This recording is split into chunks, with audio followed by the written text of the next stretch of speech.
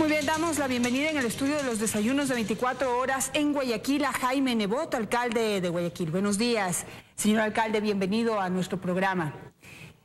Bueno, con usted... Buenos días y televidentes, buenos días. Vamos a conversar todo el programa con usted sobre varios temas, pero quisiera empezar por conversar un poco sobre las fiestas de Guayaquil. Sé que tiene todo listo, todo preparado y sé que es un tema de gran interés para usted. Si le parece, empezamos conversando por ahí, después nos metemos de lleno a la política. No sé qué le parece. Con todo gusto. Efectivamente, Guayaquil celebra sus 482 años de fundación. No es un tema interesante para mí, solamente es un tema interesante para todos los guayaquileños y ecuatorianos. Como de costumbre, claro, habrán festividades, conciertos nacionales e internacionales gratuitos, desfiles, eventos de distracción, todos gratuitos también, pero sobre todo 352 obras nuevas solamente en este mes de julio, entre las cuales hay que destacar... Primero, en su cantidad, 113 giran alrededor de parques. Guayaquil, que la tomamos con medio metro cuadrado de áreas verdes por habitantes, hoy día superó las metas del milenio y seguimos haciendo parques que hemos hecho más de 1.800.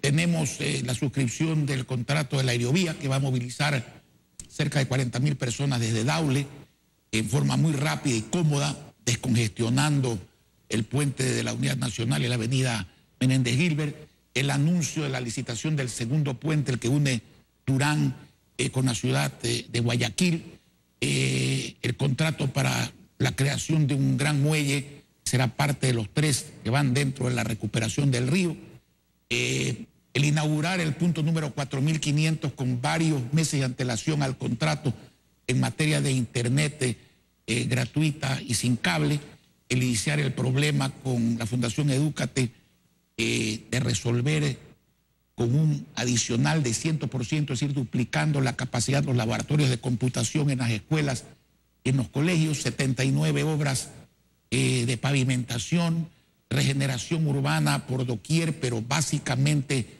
en los sectores populares de la perimetral hacia el oeste. En fin, serían muchas las obras que podemos mencionar, pero lo importante es que esta ciudad no solo celebra su fundación, sino que se refunda cada día con más obras y con más servicios. Bueno, y me imagino que también habrá muchísimas cosas que hacer para todos los turistas que quieren llegar a la ciudad de Guayaquil a disfrutar de las fiestas. Bueno, ahora que la región sierra pues entra al periodo de vacaciones, ¿valdría la pena una invitación, alcalde? Por supuesto que sí, muy sentida. Lo mejor que tenemos es nuestra hospitalidad, pero Guayaquil hoy es la ciudad más visitada del Ecuador en turismo interno y toda la gastronomía, la hotelería, los aspectos de distracción, de cultura, teatro, arte, definitivamente están esperando la visita de los hermanos de todas las provincias del país. Bueno, y otra de las particularidades que tendrán estas fiestas es que después de 10 años contarán con la presencia del presidente de la República. Por primera vez se los verá en ese sentido y en esa coyuntura, en ese ambiente, juntos al alcalde de Guayaquil y al presidente de la República, esta vez Lenín Moreno. ¿Usted también respira los aires de libertad a los que se refirió el presidente en una de sus últimas intervenciones? Yo siempre he respirado aire de libertad porque nadie ha podido esclavizarme, pero yo sí creo que es de destacar volver a la normalidad. Esto no debe sorprender ni gratamente ni ingratamente a nadie. Lo que debe sorprender es que un presidente y un alcalde no puedan hablar durante 8 o 9 años. Pero bueno, eso ya pasó. Esperemos que la normalidad, que no quiere decir coincidencia absoluta ni mucho menos. Hay discrepancias que se van a mantener y que deben mantenerse. Inclusive puede haber en algún momento dado confrontación. Lo que la confrontación tiene que ser es civilizada, decente y por fines de utilidad de carácter público. Pero eso no quiere decir que no se pueda conversar. Lo cortés no quita lo valiente.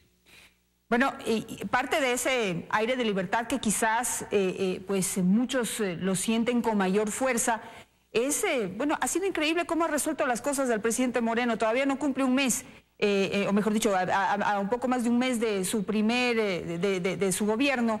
Se ha cerrado una serie de frentes que, pues, como se demuestra, han sido muy fáciles cerrarlos y que el presidente Correa los tenía abiertos por gusto y de alguna manera por hacerle daño a este país. Alguien dijo que el estilo es el hombre. Yo añadiría que la libertad de hacer lo que uno cree que debe hacer, pero no hacer daño a los demás. Ese es el límite de la libertad. Así como la responsabilidad es también un límite de la libertad. Yo creo que el presidente hasta el momento ha dicho y hecho cosas correctas. Lamentablemente no solo es importante un ambiente de libertad, de cordialidad, no solo es importante respetar la democracia, no solo es importante la lucha contra la corrupción.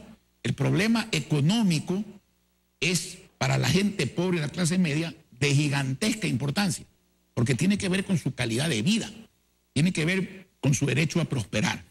Y ahí hay que tomar medidas y hay que tomarlas pronto, porque en caso contrario el nivel de vida de los ecuatorianos va a seguir descendiendo como ha pasado en los últimos años.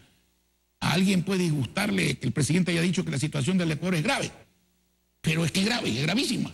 Y yo creo que todos los ecuatorianos sabemos eso, de manera que no es ninguna noticia adicional a la que ya sabíamos. Pero a usted le parece, porque hay distintos criterios en ese sentido, ¿no? El presidente de la República, por ejemplo, reconoció que no hay tal mesa servida, que no es que la economía quedó pero en patines y ahora solamente hay que subirse allí y seguir siguiendo pues la ruta. La situación económica está complicada. Pero quiero saber su criterio. ¿Usted cree que va a ser difícil resolver la situación económica o cómo hay determinados análisis? No va a ser fácil, pero sí hay alternativas que si se aplican en este momento nos van a permitir, pues por lo menos ver la luz. A ver, yendo en orden, primero la mesa ya se la sirvieron, digamos, aquí quedaron las obras, eso lo sabe todo el mundo. Y ahora hay que volver a poner la mesa para que el pueblo ecuatoriano pueda disfrutar de crecimiento, de bienestar y de empleo. Segundo, toda situación, por difícil que sea, tiene solución, salvo la muerte, el resto todo tiene solución. El problema es hacer las cosas adecuadamente, hacerlas rápido, hacerlas bien y saber que los milagros en economía no existen. La recuperación, el primer logro es detener la caída, el segundo es estabilizar y el tercero es crecer. Eso toma un tiempo, pero hay que empezar, porque se está poniendo en juego y en riesgo la calidad de vida, lo repito, de los ecuatorianos, especialmente la gente más pobre. El tercer tema es cómo. Para algunos viene el ajuste tradicional y bárbaro. Yo no participo de eso. El ajuste para algunos macroeconomistas es la solución, pero es la solución para el Estado y es una desgracia para los pobres, porque los pobres son los que pagan el ajuste. Lo pagan todos los ecuatorianos, todos los miembros de una sociedad, pero más lo pagan los pobres y la clase media. Yo creo que la salida está en el mínimo ajuste y en el máximo crecimiento. Si usted tiene un Estado y una economía al mismo tamaño, hay una forma no dolorosa de bajar el tamaño del Estado, y es duplicar la economía. No es fácil duplicar la economía, por cierto, lo explico así para que se entienda que si una economía se duplica, el tamaño del Estado decrece, más allá de que en el Estado hay que trabajar porque el Estado tiene un tamaño inaguantable y sobredimensionado para lo que es la economía ecuatoriana. Y lo otro es saber que, más allá de discutir si el socialismo es conveniente o no es conveniente, yo creo que no es conveniente, ni el del siglo XXI, ni el de ningún siglo, porque eso se ha probado en la historia. No ha habido socialismo que haya funcionado con unas características reales de un socialismo. Usted puede llamarle a la China comunista, pero la China no es comunista, eso lo sabemos todos, aunque ellos se llamen comunismo de mercado o algún eufemismo de eso.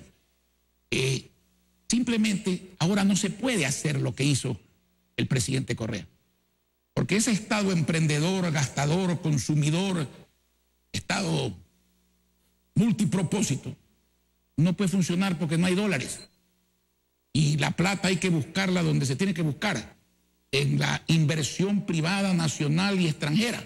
Y para eso hay que dar confianza, seguridad jurídica, estímulos, capacidad de rentabilidad, saber negociar internacionalmente el tema. Solo de allí va a salir el movimiento económico, el crecimiento, el empleo. No solo no perderlo, sino aumentarlo. Y también van a salir los ingresos del Estado. Porque cuando los negocios crecen, cuando se ponen nuevos negocios, cuando venden, cuando cobran y cuando ganan, es cuando el Estado tributa. Usted no le puede poner más impuestos a la miseria porque definitivamente no va a recaudar más. Así que conceptualmente esto no es difícil. Ejecutar esto lo más rápido difícil, lo más rápido posible, es el desafío.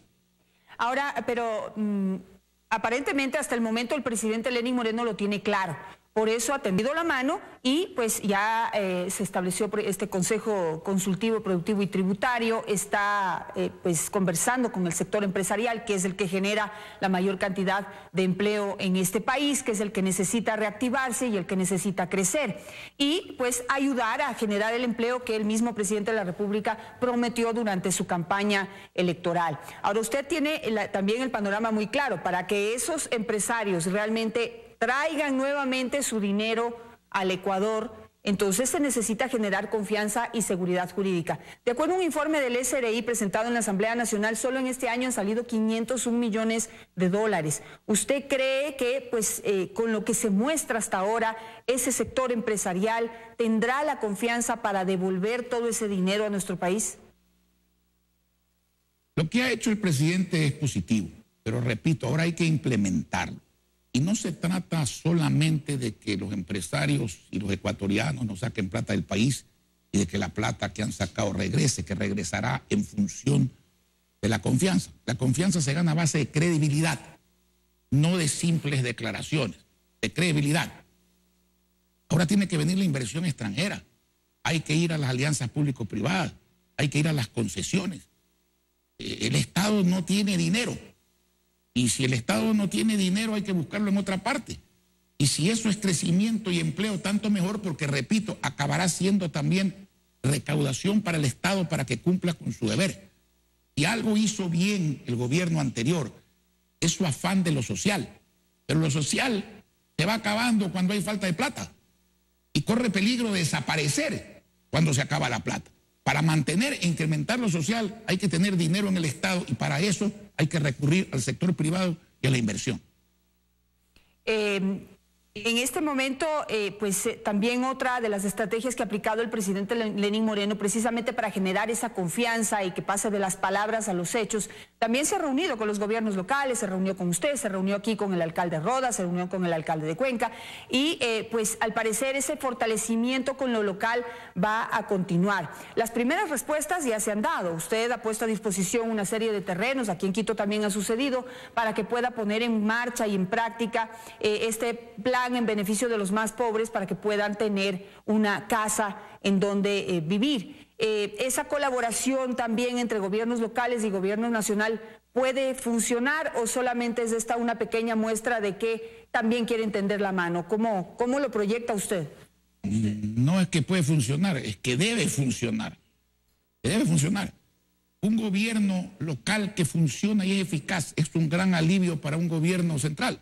Y un gobierno central que funciona haciendo lo que tiene que hacer a nivel nacional ayuda tremendamente al desarrollo de todas las ciudades y provincias. Y repito, eso es lo normal. ¿O es que las ciudades son una cosa y el país es otra? El país es una suma de ciudades. Y es suyo cuando a usted le preguntan dónde vive, usted no dice vivo en el Ecuador, usted dice vivo en Quito, vivo en Cuenca, vivo en Machala, vivo en Guayaquil, o en cualquier otra ciudad. Y uno no entiende que la suma de esas diversidades y el respeto a esas diversidades es la unidad del Ecuador y que la suma de ciudades es el Ecuador. Bueno, no sé qué es lo que entiende de política ni de convivencia civilizada. ¿Qué más hay que hacer para fortalecer a los gobiernos locales que durante los últimos años fue debilitado o intentó ser debilitada esa fuerza política y económica de los gobiernos locales, esa independencia hacia donde va el resto del mundo? Nosotros empezamos a ir hacia atrás por temores políticos, por temor a perder espacio político, a fortalecer a otras figuras como usted, por ejemplo. ¿Qué hay que hacer en cambio para ir en vía contraria? Yo no voy a hablar de mis colegas por respeto, pero aquí trataron de disminuir las atribuciones de las ciudades. ¿Sabe usted que Guayaquil adquirió más competencia en el gobierno de Correa que en ningún otro gobierno? Y la adquirió porque aquí no nos avejigamos, para usar una palabra delicada. La pelea es peleando, lo que pasa es que hay que pelear por los intereses del pueblo. Y yo no le he pedido al presidente Lenín Moreno nada, quiero ser claro, absolutamente nada. Que no sea respetar la autonomía municipal, respetar los fondos que corresponden a las ciudades y y hablo en plural porque corresponden a todas, y el resto es capacidad de la ciudad y capacidad del administrador. Porque no es que solamente aquí se puede vivir del Estado. Que quiere ser autónomo tiene que saber producir, generar riqueza, generar obra, generar servicios. Y la lucha es que no le impidan hacer eso y que el presidente y el Estado central hagan su papel para beneficiarnos todos de una marcha positiva de la administración pública en general. Durante la reunión que usted tuvo con el presidente Lenín Moreno hablaron de lo que le debe el Estado a los gobiernos locales, que hasta los últimos días del presidente Correa fue un problema que siempre se puso sobre la mesa y que es la causa de grandes problemas al interior de cada ciudad. No hablamos de eso porque al municipio de Guayaquil no le deben nada. En otro tema, pues otra de las cosas que está sucediendo, mientras el presidente Moreno fortalece lazos o limas perezas con distintos sectores políticos, con los gobiernos locales, con distintos líderes políticos, por otro lado parece que Alianza País se parte en tres, en los leninistas, los correístas y bueno, no sé cómo se llamaría esto, los serranistas o los serranatos, los que le siguen al presidente de la Asamblea, José Serrano. ¿Cómo ve usted el futuro político de Alianza País versus el gobierno de Lenín Moreno? ¿Qué puede pasar ahí políticamente? ¿Cuál es su visión? Nunca opino sobre lo que pasa internamente en otras tiendas políticas. Pero pues definitivamente eso influye en lo que está sucediendo en el resto del país. ¿Usted ve ahí una ventana, una luz para que Alianza País deje de ser este mural, este muro impenetrable con el que no se puede conversar, con el que en la Asamblea Nacional simplemente actúan como un solo bloque, sea o no sea, beneficio o no beneficie, haga daño o no haga daño, lo que quieren hacer lo hacen? Todavía tienen una mayoría ahí, entonces ahí también hay una posibilidad de que se rompa ese mal espíritu de cuerpo para poder también trabajar en la política en beneficio del pueblo ecuatoriano, de todos, bueno, no solamente de un grupo. En lo formal, hasta donde yo he visto y hasta donde me han informado los legisladores y las legisladoras del bloque social cristiano María Guerrero, hay una actitud distinta. Ahora, en lo de fondo, esto es cuestión de tener las cosas claras. Aquí no debe haber dogmas. Aquí el único dogma es la felicidad y el progreso del pueblo ecuatoriano. Y la actitud nuestra, yo no califico la actitud de los demás, el pueblo debe calificar la actitud de los demás, es que cuando algo que se propone es bueno y conveniente para el país, los ecuatorianos, hay que votar a favor. No importa quién lo proponga. Y cuando algo es inconveniente y lesivo a los intereses del pueblo ecuatoriano, hay que votar en contra. No importa quién lo proponga. Y en el primer caso, a cambio de nada, y en el segundo caso, a ningún precio. Quisiera topar con usted también algo de lo que está sucediendo en este momento en la coyuntura política y en la coyuntura del país en general. Quisiera preguntarle cuál es su visión sobre el futuro del presidente Rafael Correa, cuál debería ser su papel de aquí en adelante para también aportar y beneficiar a este país y no ser una luz roja que está prendida ahí todo el tiempo. Pero eso quisiera que me lo responda después de comerciales. Hablábamos hace un minuto con el alcalde Jaime Nebot y le preguntaba cuál cree usted que debe ser el futuro del presidente Correa. En este momento que Lenín Moreno pues ya de algunas formas lo ha puesto en su sitio y le ha demostrado o le ha dicho muy claramente quién manda ahora en el Ecuador. Y ha hecho cosas que pues han cerrado frentes de lo que ya hablamos, pero también ya ha habido también una cuestión muy frontal entre un presidente y otro presidente a través del bastión que ahora le queda a Correa, que es el Twitter. ¿Usted cuál cree que debe ser ese futuro del exmandatario? Toda persona, esté donde esté, dentro del país o fuera, esté en el sector público o en el privado, debería tener una misión: aportar para el futuro de su país. Hay personas que no cambian, hay personas que cambian para mal, hay personas que cambian para bien. Con el temperamento del expresidente Correa, solo él y Dios saben cuál va a ser su futuro y cuál va a ser su actitud, de manera que yo no soy mago para opinar sobre eso.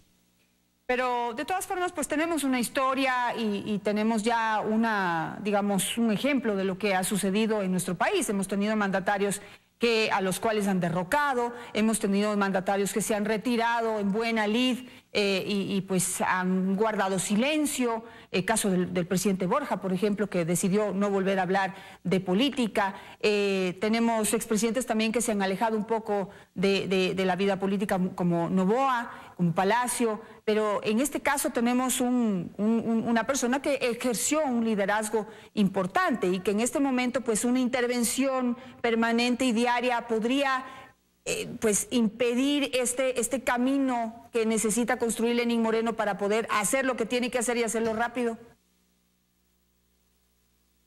Mire, yo en lo personal, salvo cuando el expresidente Correa lo impidió, nunca me he preocupado del presidente Correa. Y yo creo que sería un grave error preocuparse de él. Por supuesto, yo no doy consejos, yo doy opiniones porque usted me la pregunta. Yo no me preocupo en lo personal del expresidente Correa. No me preocupé ni cuando era presidente, salvo cuando hubo que enfrentar situaciones que él buscó. Lo importante aquí es qué va a pasar con el país. No hay que olvidar qué pasó. Y no hay que olvidar por qué pasó y por quién pasó. Pero hay que pensar, trabajar en lo que va a pasar, en construir el bienestar, en construir el futuro, en construir el progreso de los ecuatorianos. Y esa debe ser la labor de cualquier funcionario público. Si yo fuera el presidente Moreno, que no lo soy, yo me preocuparía de eso y no me preocuparía de los expresidentes de la República y menos del expresidente Correa. Ahora, pero está ahí. Lo que él busca es que se preocupen de él, digamos. Sí, tiene toda la razón usted. Realmente él ya ni siquiera está aquí, así que hay que preocuparse de lo que pasa aquí y punto. Y de alguna manera ignorar lo que quiere hacer ahora con sus disque guerreros digitales a través del Twitter, que por cierto ya no van a ser pagados por el gobierno porque ya, según lo que conozco, está desarmado el Troll Center, lo cual es una muy buena noticia. Pero hay una cosa, hay analistas constitucionales que dicen que para poder recuperar la institucionalidad del país hay que también aportar para que se reduzca ese hiperpresidencialismo que creó el mismo presidente Correa. Y hay una figura ahí peligrosa que es la de la reelección indefinida, que eso hay que cambiarlo. Y pues el principal temor es que él quiera volver a ganar elecciones y ser presidente indefinidamente. ¿Usted cree que hay que concentrarse ahí o usted tampoco le daría importancia a eso? Ya él pasó y no debemos preocuparnos de lo que pueda ser el futuro. Mire, yo creo que hay que recuperar el concepto de democracia. Es una cosa muy distinta. El concepto de democracia es que las funciones del Estado se respeten en su independencia, que las funciones del Estado ejerzan, como decía Mitterrand, un contrapeso entre sí para que exista democracia. Que alguien que gana una elección presidencial, no por ese hecho se convierta en el dueño de todas las funciones del Estado. Eso es lo que hay que procurar. La reelección no es mala ni buena. Yo no creo en unas reelecciones indefinidas. Pero si las reelecciones se dan dentro de la ley, y no hablo por mí porque tengo una oportunidad de reelegirme desde el punto de vista jurídico, pero no la voy a utilizar siquiera, tampoco uno puede ir contra lo que el pueblo opine, porque el dueño de la democracia es el pueblo ecuatoriano. Lo que pasa es que la democracia tiene que ser implementada de acuerdo con la Constitución y con la ley que crea el pueblo ecuatoriano, y no con el capricho del presidente de la República. En ese sentido, el hiperpresidencialismo es malo. Ahora, que el mandatario pueda ejercer con energía todas las funciones que le caben como jefe de la función ejecutiva, aunque Correa decía que el jefe del Estado ahí se confundió, es el jefe de todas las funciones, eso es un decir. Él creyó que era el dueño de todas las funciones del Estado. Eso no es democracia. De eso hay que preocuparse. Pero ese mal, hay veces está en las leyes, pero normalmente está en las personas, en el temperamento del totalitario y en el temperamento de quienes toleran el totalitarismo, que no hay que tolerar nunca.